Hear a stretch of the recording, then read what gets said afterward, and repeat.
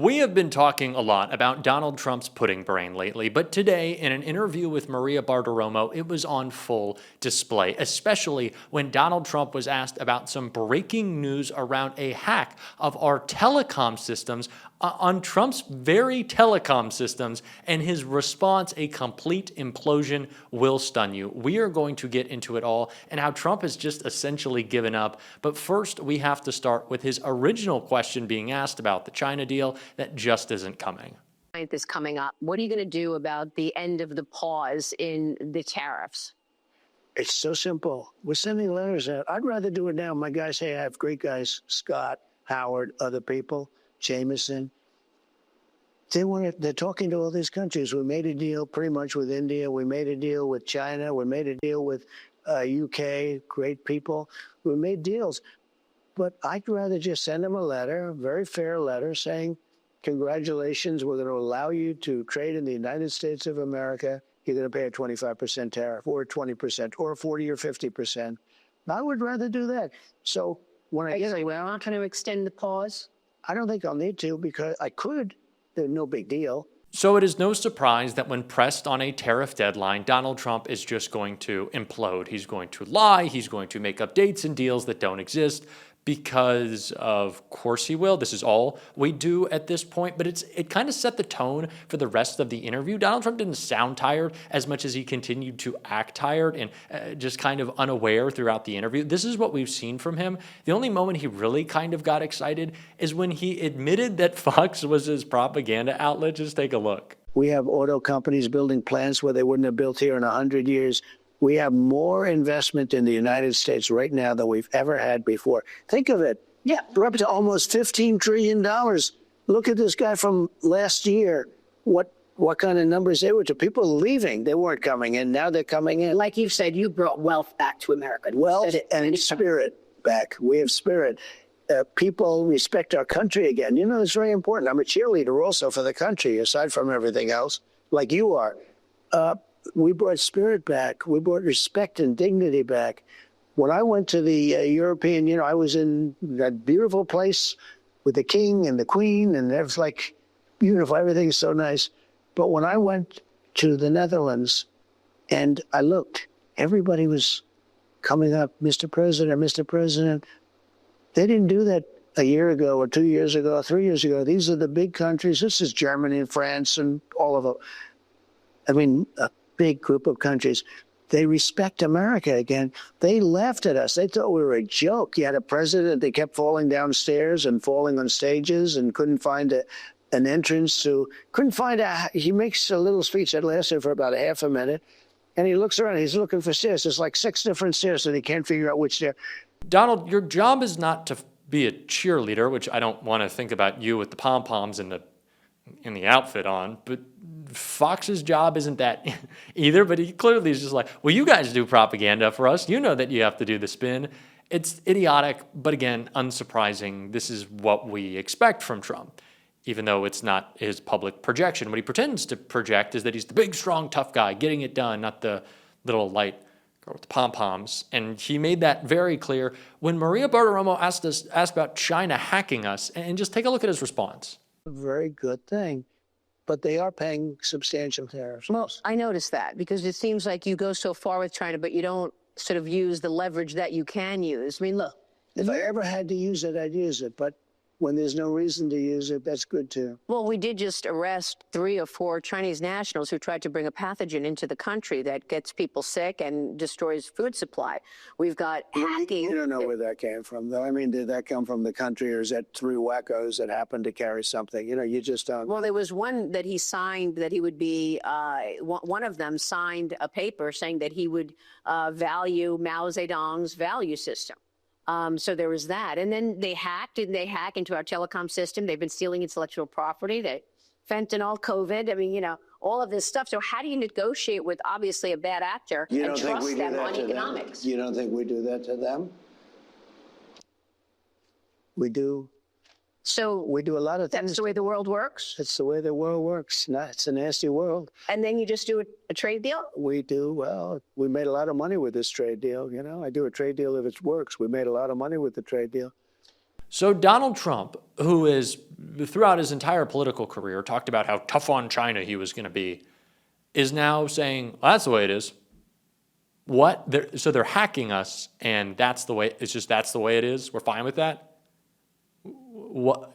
Can I get an explanation from anyone? But this is what we have come to know, at least throughout this trade war, this idiotic trade war, that Trump is always going to cave, that he is always going to chicken out, that he just doesn't really care. It seems like his only focus is on bleeding into the wee hours of the night and making as much money for himself as possible. He has no real idea of what's going on in his own administration, as he's taken advantage of by the worst people surrounding him. Again, another clear example of him not knowing we can see right here. They're no big deal. It's like TikTok. I'm extending that, but no big deal. We have a buyer for TikTok, by the way. I think I'll need probably China approval. And I think President Xi will probably do it. Who's the buyer? I'll tell you in about 2 weeks. A big technology company there. Very, very wealthy people. It's a group of very wealthy people. But 2 weeks away. You know what that means. Everyone take a drink. We're 2 weeks away once again. He has no concept of what is happening. And this is played out throughout many different examples in Donald Trump's administration. Of course, the latest example of this is when Donald Trump flip-flopped on his entire immigration agenda, saying that, no, we're not going to do our ICE raids on farms or in hotels, of course, because his billionaire buddies called him up. And he tried to give an explanation for that here. Just didn't really work. Because recently you said, let's ease up on, taking in people who are working, hard working, like in farms and hotels. I don't back away. What I do have, I cherish our farmers. And when we go into a farm and we take away people that have been working there for 15 and 20 years who are good, who possibly came in incorrectly. And what we're going to do is we're going to do something for farmers where we can let the farmer sort of be in charge. The farmer knows he's not going to hire a murderer.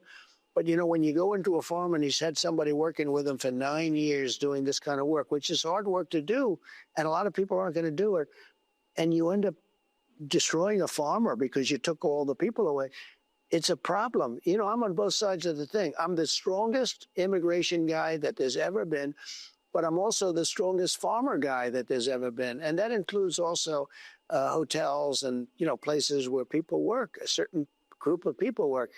So we're working on it right now. We're going to work it so that some kind of a temporary pass where people pay taxes, where the farmer can have a little control as opposed to you walk in and take everybody away.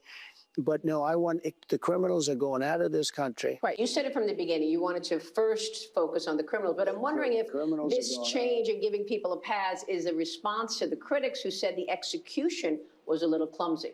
People were afraid to go to work. They were afraid to run into ICE. They said, look, if you give a quota to somebody and say, go get me 600 people who are here in the country illegally, they'll come back with 600 people, even if it's not the right 600. So the execution was unbelievable because you have no people coming through our border anymore. Right. That's part of the execution. So it wasn't clumsy. What was clumsy is the fact that they allowed millions and millions of people to pour into our country.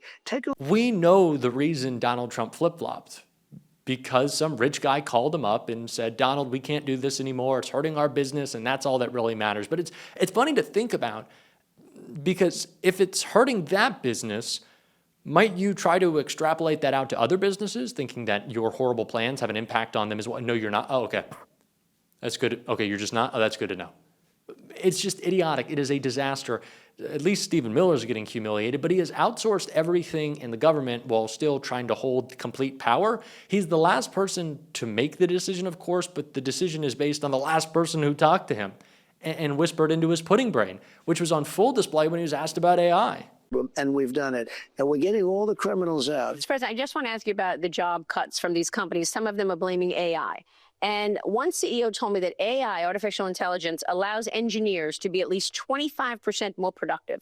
It's helpful in contract management. It's helpful in repetitive jobs. It's helpful in data. What can you do to offset the job cuts that will no doubt come as a result of AI efficiency? One thing, very simple, bring more companies and more jobs. The truth is we don't have enough people to take care of these jobs. So it's like perfect timing. We don't have enough people.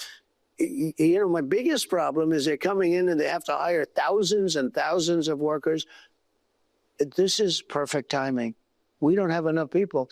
if AI is so good, which I hear it is, and there's a lot of money being bet by very smart people, I'll tell you, we are dominating AI. That's the other thing. And they all said, well, we'd have a problem because of electricity. We don't make enough electricity. We would have to double our electric power. Can you believe that? And you know what I did? I had an idea. I said, when you build your plant, you're spending billions. You're going to become a utility, an electric utility. You're going to also build a utility. You're not going to take it from an old grid that's been here for 100 years. You're going to take it right from a new facility. And they said, they actually looked at me, they said, you do that? Of course I would. It's a national emergency. I'm going to approve everything, and you'll have your approval in 2 weeks. And Lee Zeldin is doing an amazing job, the environmental commissioner. I said, Lee, you're going to approve this stuff fast. Make sure it's safe, make sure it's good, but you have to get it done fast. Because in China, you know how long it takes? One day. It's called President Xi. Boom, it's okay. Over here, we're going to have almost the same thing. We're getting fast approvals. And you can do nuclear, because nuclear now is safe and good and inexpensive. But you can do oil and gas, you can do coal. And the reason we do coal is because, and I call it clean, beautiful coal. You can really do things with coal today that you couldn't have done. But the beautiful thing about the coal and the thing that I look at, you know who uses coal? China. 59 plants they're opening this year. Right. Coal. You know why? It's very powerful. It's very powerful. So we opened up coal. We were closing all our coal mines all over the country, and yet we still have a lot of coal. We use the generating plants of coal because it's the strongest, and we're doing coal. So we have everything, every form. I don't want windmills destroying our place. I don't want, you know, these solar things where they go for miles and they cover up a half a mountain that are ugly as hell. And by the way, the panels are all made, and the windmills, they're all made in China, okay?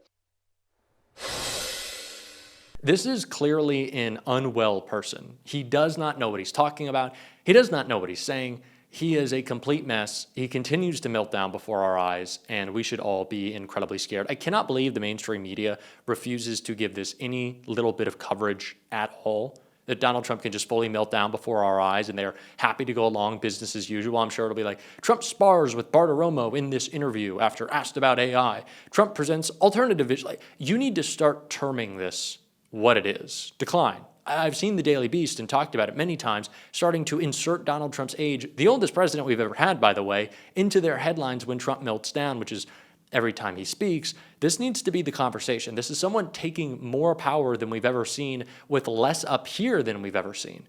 It needs to be covered because incompetence is the theme of this administration. They don't know what they're doing, and it is an imposition on your life and your freedom and your pocketbook. So let's start setting the tone like that. We're certainly going to be on this show. If you want to support that, as always, you can hit that subscribe button, leave a like on this video, and if you stuck around to the end, drop a blue heart in the comments. And until next time, I'll see you soon.